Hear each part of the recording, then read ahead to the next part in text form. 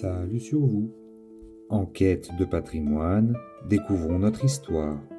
La vie des saints. 18 janvier, nous fêtons la chaire de Saint-Pierre à Rome.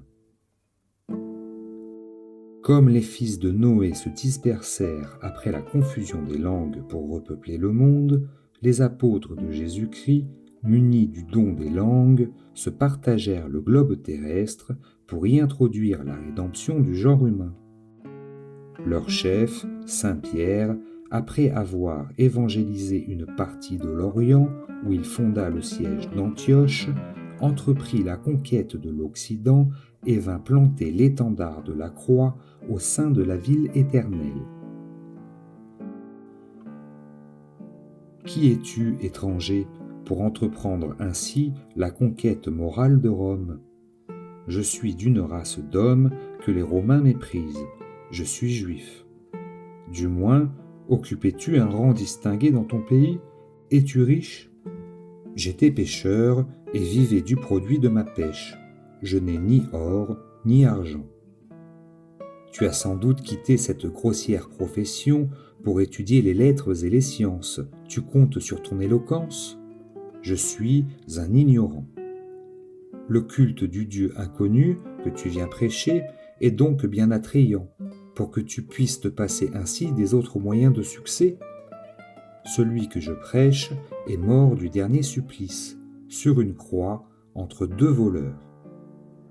La doctrine que tu annonces répond sans doute à l'état des esprits, du moins aux idées, aux aspirations des classes influentes. Tu vas flatter les riches, les philosophes, les Césars. Je viens dire aux riches de se détacher de leur richesse, aux philosophes de soumettre leur esprit orgueilleux au joug de la foi. Je viens destituer les Césars du souverain pontificat, établir la distinction des deux pouvoirs, civil et religieux, et affranchir les âmes du despotisme impérial. Quelle conquête et quel conquérant! Quelle disproportion entre la fin et les moyens! Plus l'entreprise semble folle, plus le succès prouve qu'elle est divine. Parcourez les églises fondées par les apôtres, disait Tertullien, vous y trouverez les sièges sur lesquels s'assit chacun d'eux. En effet, les pèlerins peuvent voir encore aujourd'hui la chaire du vicaire de Jésus-Christ sous la coupole de Saint-Pierre. C'est la chaise curule ou chaise à porteur du sénateur Pudence qui en fit don au prince des apôtres. De là l'usage de la sedia gestatoria, conservée par les souverains pontifes. 18 janvier, Sainte Prisque, Vierge et martyre.